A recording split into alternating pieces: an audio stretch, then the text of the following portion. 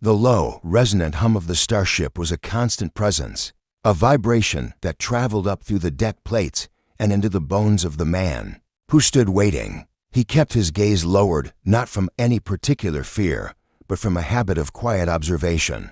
The Cathar warrior who had escorted him was a towering figure of polished carapace and silent intensity, and Joran had long ago learned that stillness was the best answer to such overt strength. He was led into a chamber that took his breath away, not for its opulence, but for its severe, clean beauty. The air was cool and carried the scent of charged air and something faintly floral, like night-blooming vines. In the center of the room, resting on a pedestal that seemed to be made of solidified light, was his purpose for being here, the Genesis Orb.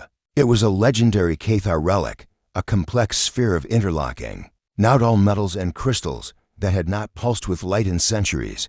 The human artisan. The voice was clear, melodic yet sharp, and held no warmth. Joran lifted his eyes. Empress Nalani stood before him, more imposing than any transmission could convey. She was taller than any human, her form a study in elegant power, with skin the color of a deep twilight sky and hair that fell like a river of molten platinum. Her eyes, large and the color of violets, assessed him with an unnerving, total focus. Her garments were of a deep gray fabric that seemed to absorb the light, patterned with subtle, swirling constellations. "Your Majesty," Joran replied, offering a respectful nod. "I am Joran. I am here to assist." "Assist," she repeated, the word laced with a subtle derision. She began to circle him slowly, her gaze a physical weight on his simple work clothes, his unarmed hands, his entirely vulnerable human form. "My advisors tell me your species has a peculiar gift for reminiscing with dead things, a curious niche for such a fragile race." A small, patient smile touched Joran's lips. "We have an affinity for stories, Your Majesty, and for beauty. Often, they are preserved in the same objects." Nalani halted and gestured with a sharp, graceful hand toward the orb. "Beauty is a secondary characteristic. This device guided the first warp jumps of my lineage. Now it is a trophy. Its restoration is deemed politically significant. So, restore it. Let us witness this celebrated human sensitivity." He nodded, turning to the orb. He did not immediately reach for his tools. Instead, he simply looked, his hands held just above its cold, metallic surface. He could feel the centuries of silence within it, the stillness of its frozen mechanics. "You are not like the other off-world technicians," Nalani observed, her arms folded. "They arrive with racks of clamorous machinery. You are quiet. To listen to the past, one must be quiet," Joran said, his voice soft. "It rarely shouts." He finally unrolled his toolkit on a nearby bench, a length of worn, soft leather holding an array of instruments, both traditional and advanced. A brush with impossibly fine bristles, a microtorch, a set of magnifying lenses that fit over his eyes, several glass vials of cleaning agents. His movements were fluid and precise, without a single motion wasted. As he began his work, meticulously cleaning the ancient grime from the delicate filigree, Nalani remained a silent, observing sentinel. Her presence was a pressure in the room. "Your record indicates you have no military service," she stated, breaking the long silence. "You chose to make ornaments. I make connections, Your Majesty," he corrected gently, not looking up from his work. "Between what was and what is, between one heart and another. Is that not a form of service? Service requires power, the power to enforce, to dominate, to secure." She took a step closer. "Your bodies are so easily broken. A fall that would be a mere inconvenience to a child of Cathar would snap your spine. A simple virus can decimate your colonies. You are beings of fleeting feeling and soft tissue. Where is the power in that?" Joran paused, his tool hovering over a particularly stubborn patch of corrosion. He thought of his father, who had built a home with his own hands from the stones of a new world. He thought of the communities that thrived not through conquest, but through shared labor and stubborn hope. "Strength has many dialects, Empress," he said, his tone still even. "The wind is unseen, yet it can shape mountains over time. Time is a luxury your species does not possess," she countered, a note of superiority in her voice. "Your lives are little more than a flicker, You scramble to leave marks that the universe will barely notice. He did not argue. He simply returned to his task, his concentration becoming absolute. For hours, he worked, his world narrowing to the intricate pathways of the orb. He became so absorbed that he failed to notice Nalani had drawn a sleek, minimalist chair closer and was now sitting, watching him with an intensity that had morphed from disdain to a strange, probing curiosity. He began to hum, almost inaudibly, an old Terran melody his mother had sung while weaving. It was a tune about memory and the persistence of love. Nalani went rigid. What is that vibration? Joran started, pulled from his deep focus. A song, Your Majesty. A very old one. Forgive me, I did not mean to. Cease, she ordered, but her voice was less sharp than before. She was staring at him, her head tilted slightly. You imbue a mechanical task with sentiment. You attach feeling to inert matter. It is irrational, is it? Joran met her gaze then. His eyes, she noted, were the color of rich soil after a rain, and in them, she saw no submission, only a profound and unassailable peace. Everything that is crafted carries the signature of its maker. This orb was not assembled by a mindless automaton. It was built by hands that felt ambition, by intellects that dreamed of the void. I am not merely repairing components. I am attempting to recall the dream. Nalani fell silent. His words were alien, disquieting. For the Cathar, creation was a function of superior engineering and will. Art was a demonstration of technical mastery. This notion of dreams being woven into technology was borderline blasphemous. And yet, as she watched his careful, almost reverent hands coax a faint, nascent glow back into a single, dormant crystal, she could not dispute the evidence before her dot as the ship's lighting shifted to mimic a late hour. Joran finally stepped back. One of the central crystals within the orb now glowed with a soft, steady light, casting a gentle luminescence across his tired face. The initial cleaning is complete, he said, wiping his hands on a soft cloth. The primary circuits are accepting energy again. It will require more time, but the heart has begun to beat. Nalani rose and approached the orb. She did not look at the softly pulsing light, but at Joran. A streak of tarnish marked his cheek, and his simple tunic was dusted with the debris of ages. He appeared small and transient in her majestic chamber, a temporary, mortal creature. And yet, she pointed a slender finger to the magnifying lenses he had set aside. That apparatus, it enlarges the small details? Yes, Your Majesty. It allows me to see the tiny things, the details that hold the whole story together. She offered no other reply, turning and sweeping from the chamber without another word. The audience was concluded, but the silence she left behind was different now. It was filled with the quiet, persistent thrum of the Genesis orb and the lingering, ghostly echo of a human song. The grand hall of the Cathar flagship, the Star Scepter, was a cavern of cold, polished stone and shimmering energy fields. Today, it was filled with the Empire's most elite, their iridescent carapaces and formal robes creating a shifting tapestry of muted color and sharp angles. Empress Nalani sat upon the throne of woven starlight, a picture of absolute, untouchable power. The restoration of the Genesis orb was to be its official unveiling, a symbol of the Empire's unbroken line from its glorious past to its dominant present. Joran stood to the side, a still and somber figure in his simple earth-toned clothes, a stark contrast to the glittering assembly. He had been given a place of minor honor, though he felt more like an exhibit himself, the strange, soft creature who had performed a useful trick. The orb sat on its pedestal before the throne, now gleaming under the hall's lights, its internal crystals pulsing with a slow, steady rhythm that echoed through the silent chamber. It was perfect. It was exactly as the schematics had dictated. Today, Nalani's voice rang out, clear and resonant.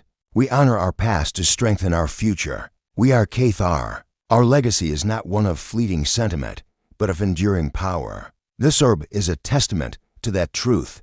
Her eyes swept over the crowd, and for a fleeting moment, they passed over Joran. He saw no acknowledgement in them, only the same cool detachment. He was a tool that had served its purpose. As she reached out a hand to activate the orb's final ceremonial sequence, Joran felt a tightness in his chest. Something was wrong. It was not a sound or a sight, but a feeling. The same instinct that told him which grain of wood would splinter, which strand of wire was near its breaking point. The orb was pristine, but it was waiting. NALANI single quotes S fingertips brushed a specific sequence of crystals. A sharp, discordant chime fractured the silence. The orb's gentle pulse stuttered, then became a frantic, erratic strobe. A web of hairline cracks appeared on its surface, not damaging it, but revealing a hidden, inner layer beneath the primary shell. A compartment, artfully concealed for centuries, had been jarred open by the reactivation. From within. A scroll of a strange, off-white material, neither parchment nor metal, unspooled and floated gently to the floor. The hall erupted in a wave of shocked whispers. Nalani stared, her hands still outstretched, her face a mask of frozen fury and disbelief. This was not part of the design. This was an imperfection, a flaw in her people's history, laid bare before her entire court. Her head of security, a severe and formidable Cathar named Kellen, was at her side in an instant. An impurity, Your Majesty, he hissed, his voice low and venomous. A sabotage. By the human, his gaze, like a shard of obsidian, fixed on Joran. Nalani's first instinct was to agree, to have the fragile human seized and the embarrassing artifact destroyed. But something stopped her. The scroll. Its material was unfamiliar, but the symbol embroidered on its casing with thread of spun gold was not. It was a simple, elegant motif, a single spiral galaxy, its arms flowing into an intricate knot. It was a symbol every Cathar knew. It was etched into the archways of their oldest temples, woven into the Empress's own ceremonial robes. It was the mark of their origin, their divine genesis. Silence, she commanded, her voice cutting through the murmurs. The hall fell quiet. She bent, her movements stiff, and picked up the scroll. It was warm to the touch. This is not sabotage, she declared, the light coming easily to her lips. This is a test, a final puzzle from our ancestors, previously undiscovered. The ceremony is concluded. She turned, her robes swirling around her, and strode from the hall without another word, the scroll clutched tightly in her hand. Kellen, after casting one last suspicious look at Joran, followed. Joran was left standing alone in the suddenly emptying hall, the frantic pulse of the orb casting jumping shadows around him. He felt the weight of hostile and curious stares, but his mind was elsewhere. He had seen the symbol on the scroll, and he had seen the look in Nalani's eyes, not just anger, but a flicker of profound, personal shock. Later, in the seclusion of her private chambers, Nalani stared at the scroll on her obsidian desk. Kellen stood at attention before her. The human, Joran. He must be confined. His presence has tainted this discovery. No, Nalani said, her voice distant. She had not yet opened the scroll. She was afraid. The human remains. He may yet be of use. Your Majesty, that is my will. Kellen. Her tone brooked no argument. Summon the historian Anya, and have the human brought to the archival chamber. Say nothing of this to anyone. When Joran entered the archival chamber, a room of floating light screens and data crystals, he found Nalani and another Cathar woman waiting. Anya, the historian, was older, her carapace bearing the fine lines of age, her eyes holding a deep, scholarly calm rather than a warrior's edge. Nalani pointed to the scroll, now laid flat on a central analysis table. You uncovered this. You will now help decipher it. I merely cleaned the orb, Your Majesty, Joran said softly. The secret revealed itself. Anya leaned over the scroll, her multifaceted eyes widening. The origin not, but the script. This is not Cathar. It is not any language in our databases. She manipulated a control, and beams of light scanned the strange, flowing script. The material is organic, ancient, far older than the orb itself. It appears the orb was built. To hide this, Nalani's stomach tightened. Can you translate it? Not with our systems. The linguistic structure is entirely alien. It is almost musical in its patterning.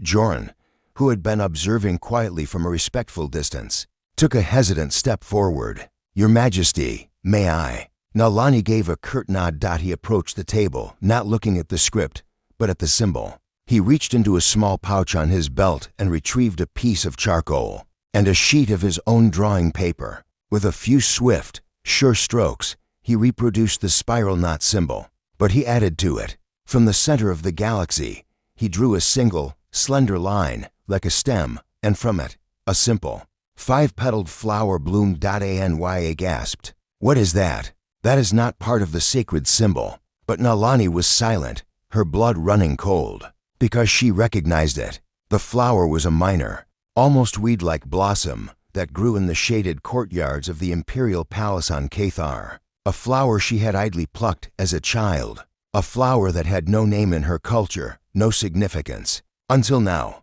the human had just connected it to the most sacred emblem of her people. "How did you know to draw that?" Nalani's voice was a whisper, all its power gone, replaced by a dawning, terrifying vulnerability. Joran looked up, his earthy eyes meeting her violet ones. He looked as unsettled as she felt. "I didn't know, Your Majesty. I just felt it." The symbol felt incomplete. It felt lonely, as if it was missing its reason to exist. In that moment, the foundation of Nalani's world, built on the unshakable bedrock of Cathar's superiority, developed its first deep and terrifying crack. The human hadn't broken the orb. He had broken her understanding of it, and a mark on the scroll, the symbol she had worn her entire life, was now staring back at her, asking a question she was suddenly terrified to answer. The archival chamber felt different now, the air thick with a tension that had nothing to do with politics, and everything to do with a shattered assumption. The scroll lay between them, no longer just an artifact, but a key to a lock no one had known existed. "This is no longer a matter of simple translation," Anya said, her scholarly voice hushed with awe. "This is xenolinguistic archaeology of the highest order. RAs can parse syntax, but they cannot comprehend soul. We need a specialist." Nalani's gaze was fixed on Joran's drawing, the five-petaled flower blooming from the heart of her people's genesis knot. "Find one," she commanded, her voice regaining some of its steel, though it was brittle. "Find the best."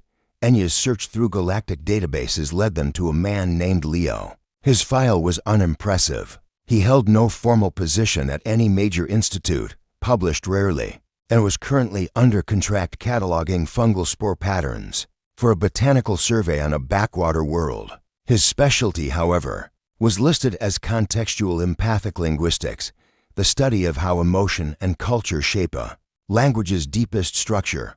When he was brought aboard the Star Scepter, he was even less imposing than Joran. Where Joran was stillness, Leo was a bundle of nervous energy, his hands constantly moving, his eyes darting around the archival chamber as if reading invisible text in the air. He wore mismatched socks. Fascinating. The material resonance is clearly vegetative, but the atomic decay suggests a stellar origin event. "A beautiful paradox," he exclaimed, not greeting the Empress, but addressing the scroll directly. He completely ignored Nalani's presence. "You will show proper respect." Cullen growled from the doorway. Leo blinked, noticing the Empress for the first time. "Oh, yes, of course, respect. The scroll has it, so I suppose I should too." May I? He didn't wait for an answer, pulling a strange, harp-like device from his bag and plucking the strings near the parchment. The scroll vibrated, emitting a soft, melodic hum. What are you doing?" Nalani asked, her patience thin. "Listening," Leo said, as if it were the most obvious thing in the world. "Language isn't just symbols. It's vibration. It's music. This one, it's sad. It's a lament." He worked for hours, Joran sitting quietly beside him, while Leo plucked his harp and muttered about tonal roots and emotional cadence.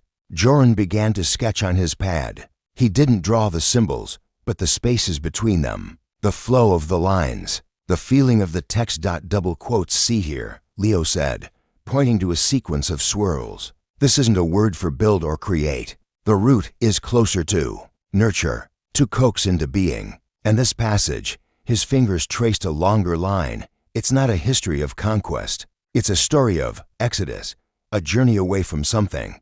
Joran looked up from his drawing.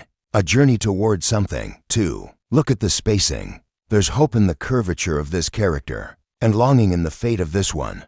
Nalani watched them, this unlikely pair, the jittery linguist and the serene artisan working in a harmony. She could not comprehend. They spoke in a shorthand of intuition and feeling, a language of the heart that was as alien to her as the script on the scroll. A sharp, hot spike of something that felt suspiciously like jealousy pierced her calm.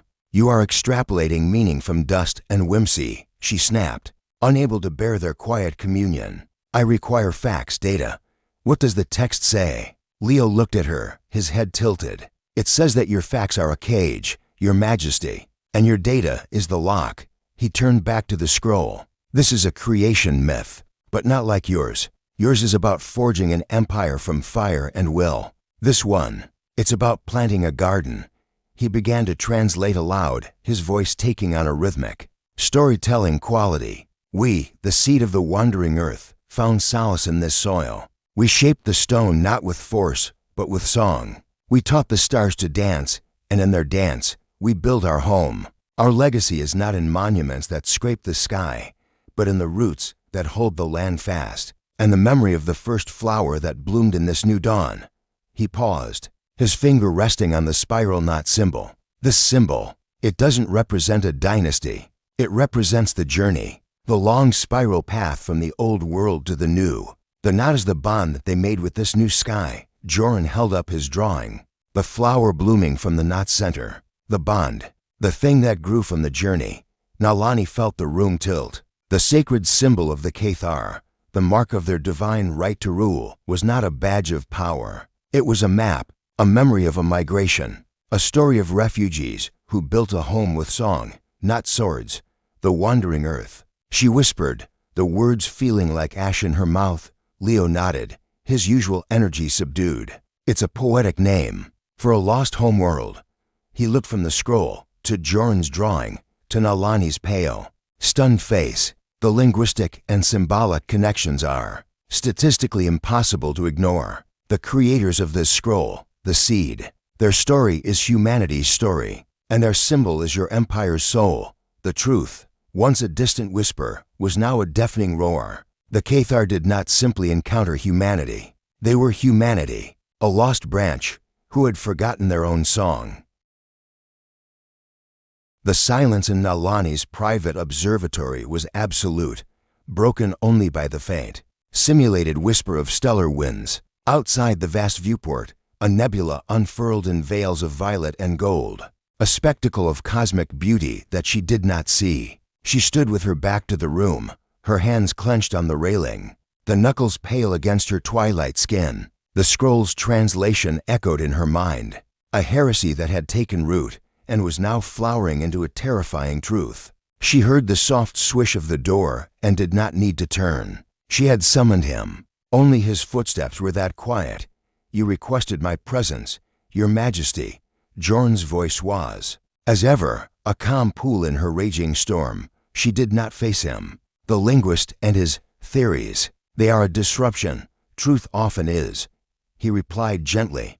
A hot spark of anger flared in her chest. She spun to face him. "Do not speak to me of truth. You, with your songs and your feelings and your flowers."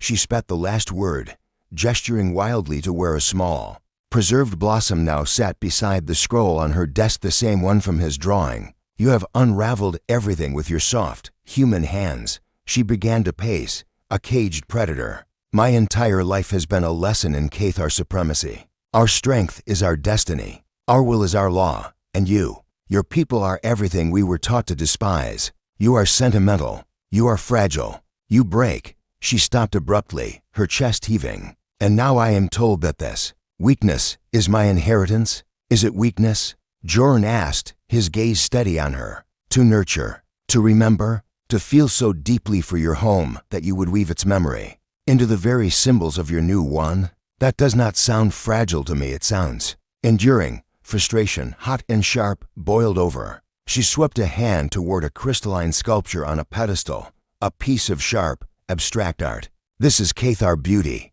precision, power." Her hand caught a jagged edge, and a thin line of sapphire blue blood welled on her palm. She hissed in annoyance, more at the display of fallibility than the pain. But before she could call for a medic, Joran was there. He didn't ask. He simply took a clean cloth from a dispenser and, with an instinctual gentleness that stunned her into stillness, took her hand. "Do not," she began, but the words died in her throat. His touch was feather-light, his focus absolute as he blotted the blood. He was so close she could see the faint flecks of gold in his brown eyes, smell the scent of clean linen and ozone that clung to him. His humanity, his very essence, was an assault on her senses, and yet she could not pull away. "You see," she whispered, her voice unsteady, "a minor cut. For you, it would require sutures. For me, it will be gone by morning. This is the difference." He finished cleaning the cut and looked up, his hands still cradling hers. "The difference is not in how we bleed, Nalani. It is in how we heal." His use of her name, without title, was a shocking intimacy. "You heal alone, in silence, seeing it as a victory over a flaw. We heal together. We tend to each other's wounds. That is our strength, the strength of the root, not the sword." His words unmoored her. The certainty she had worn like armor was gone, leaving her exposed, vulnerable in a way she had never been. She was adrift in a void of her own making, and the only anchor was this quiet man whose touch sent unfamiliar tremors through her. "Why does this frighten you so?" he asked, his voice barely a whisper. "To learn that your ancestors valued connection as much as conquest, because it changes nothing." The confession was torn from her. "The galaxy is still a brutal place. My council will see this not as a revelation, but as a disease to be purged. They will demand I denounce it. They will demand I denounce you." Her eyes met his, and for the first time, she allowed him to see the turmoil within. "And if this scroll is true, then to denounce you is to denounce a part of myself I never knew was missing."